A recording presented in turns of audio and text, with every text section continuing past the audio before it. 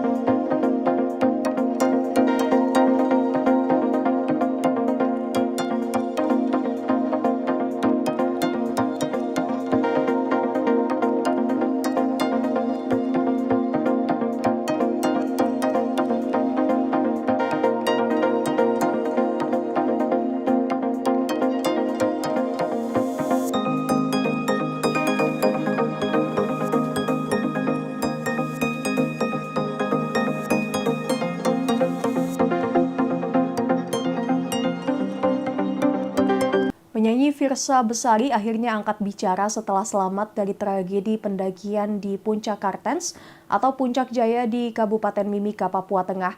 Setelah sebelumnya Virsa Besari sempat tak bisa menghubungi keluarga yang khawatir dengan kondisinya. Terlebih tragedi pendaki di Puncak Kartens turut menewaskan Lili Wijayanti Pugiono dan Elsa Laksono. Kedua korban, Lili dan Elsa, sempat terjebak saat perjalanan turun dari puncak karena badai hingga mengalami hipotermia Sabtu 1 Maret.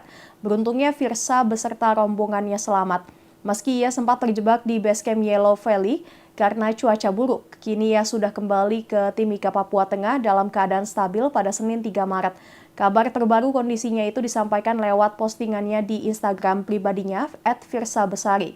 Setelah tertahan di Yellow Valley akibat cuaca buruk yang berdampak pada lalu lintas helikopter, terkait kronologi meninggalnya Lili dan Elsa di jalur pendakian, Virsa pilih tak banyak bicara. Namun ia hanya menegaskan berbeda dengan tim dengan Lili dan Elsa.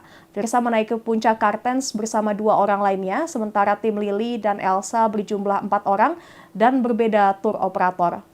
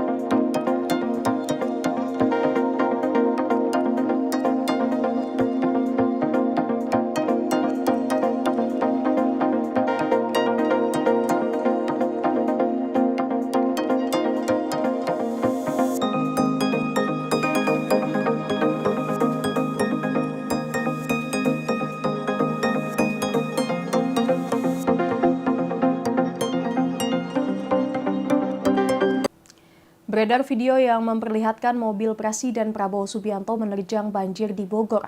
Banjir itu disebabkan Sungai Sarapati yang meluap hingga mengakibatkan 73 rumah warga terendam.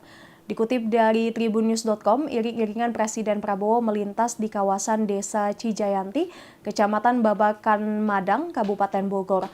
Peristiwa terjadi pada Jumat 28 Februari lalu. Dari video yang beredar terlihat motor yang mengawal Prabowo menerjang derasnya aliran banjir. Iring-iringan itu tetap berjalan meski banjir cukup tinggi disertai hujan deras. Lantas terlihat mobil Maung Garuda yang mengurangi kecepatannya saat menerjang banjir. Diinformasikan momen itu terjadi saat Prabowo dalam perjalanan pulang ke rumahnya di Padepokan Garudayasa, Kabupaten Bogor. Sementara terlihat sejumlah warga yang berdiri di sisi jalan, termasuk anak kecil yang hujan-hujanan. Kepala Bidang Kedaruratan dan Logistik pada BPBD Kabupaten Bogor, M. Adam Hamdani buka suara terkait banjir itu. Ia mengatakan banjir tersebut merupakan imbas dari Sungai Sarapati yang meluap. Bupati Bogor Rudi Susmanto disebut meninjau langsung lokasi untuk mengetahui penyebab banjir.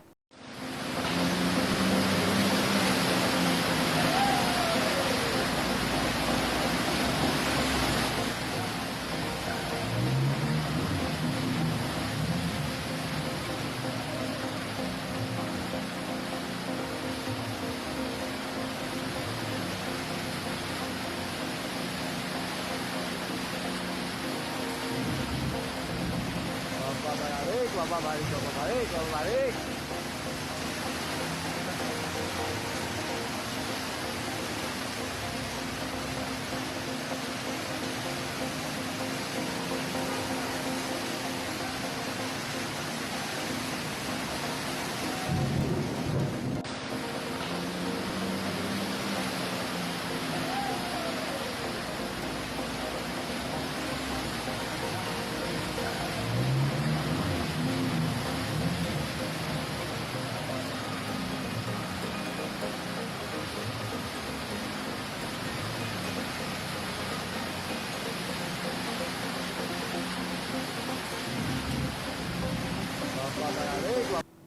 Tentara Israel atau IDF memanfaatkan agresi militer untuk menjara properti milik warga.